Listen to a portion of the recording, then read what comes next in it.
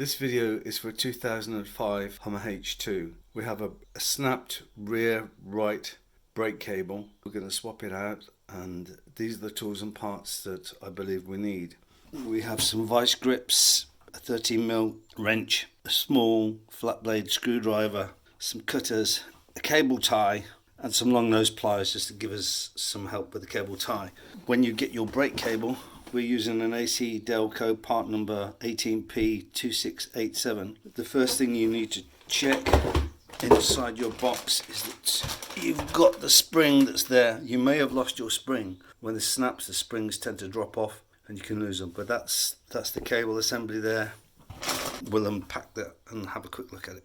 Here's the cable end. This is the part that goes onto the clamp that's underneath the driver position, and this is the part that goes to the rear brake shoe. The reason why we've got a 13mm wrench, it's just the right size to go over this clip, he says. Oh, I told you wrong, it's actually a 14mm wrench, and you use that to go over the fitting on the end there and pressing the clips. It's just the right size to slide over. That goes over there, which makes those easier to fit, remove and to fit. The cable tie we're going to use on the spring to take some of the pressure off. The cutters, side cutters, we're going to use to cut the cable, and the long nose pliers to pull the cable, and the vice grips are going to be used to keep some of the pressure off while we're working on the cable assembly. It's hard when you've got tensions in the cables, so we may need those. Okay, on to the vehicle. So as I said before, this is a 2005 Hummer H2. I've got the vehicle up on some blocks, front and rear, and I've used some chocks, bricks, to stop the vehicle from rolling. Now, for those that are super critical, I work from home. My voice and my accent are real. This is the real me. There's no pretense here. I'm a British guy. I don't have access to a workshop. I don't know anyone with a shop that can get a Hummer in anyway, because these vehicles are very large compared to other UK vehicles. So I have to work with what I have, and this is what I have. I've lifted the vehicle up on the left hand side because that's where most of the work is being done. It won't move because you can't apply the handbrake or foot brake whilst the vehicle's got a snap cable. We're going to take a look underneath. So underneath here you can see the cable is snapped clean off, probably corroded. This is the second time I've had to do this. Corrosion is a real problem, so I'm going to start by releasing this cable and just double checking I've got the right cable to do the job. Underneath we have the clip. You can see this cable is slack where the pip goes through to lock it into place, so that should come out. I'm not going to do the cable on the other side for the moment. I just don't have time to swap it out. So the cable runs through there, through this clamp, through this eye, then crosses over, goes underneath the corner of the fuel tank, through that clip at the back there, and then works its way around to the rear right hand side. And I'll just redo this part. I believe this is the cable that is snapped because you can see that it's loose here. You'd never normally be able to do that. So we're going to release it from this clamp. The cable is a bare cable up to this point here. Goes through this bracket here and then works its way around just above the left hand side cable, and then goes to this bracket here, and there's the remainder of the cable in my hand working its way across the back of the vehicle to the other side. That's what we're faced with. We're going to do that now. So I'm going to start by releasing the old cable. Hopefully my 14mm spanner will help, but obviously it's hard to do and hold a mobile phone at the same time, so let me just see if I can get this off. I'm having a tough time releasing this clip even with a 14mm wrench.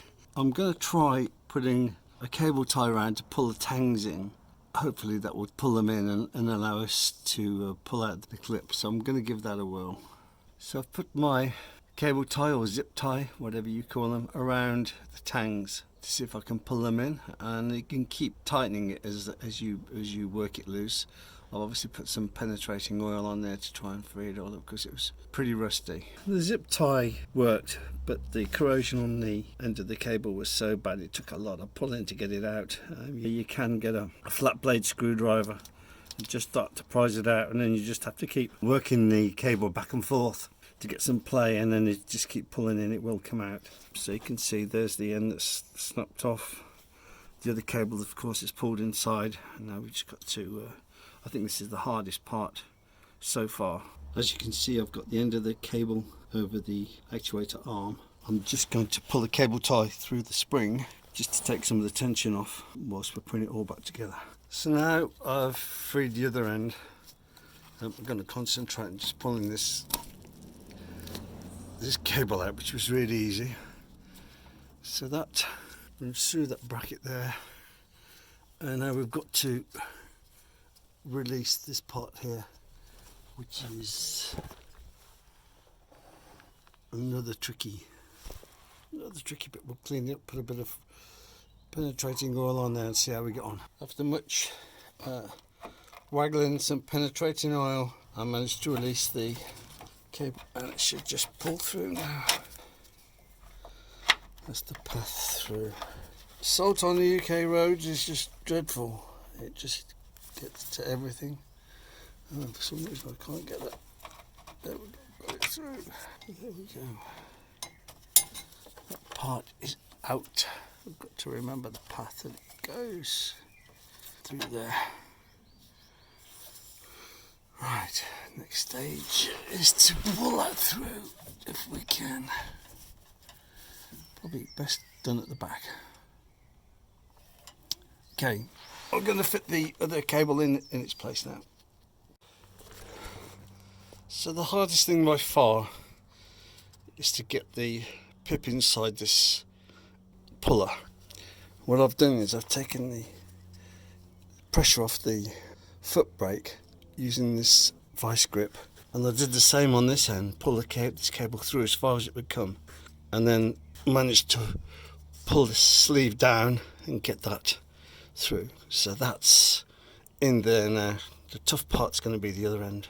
Once you've taken the pressure off the spring with the zip tie, you can then pull the cable over the locking lug, and then you can cut off the zip tie and it should just hold it in place. So we'll do that.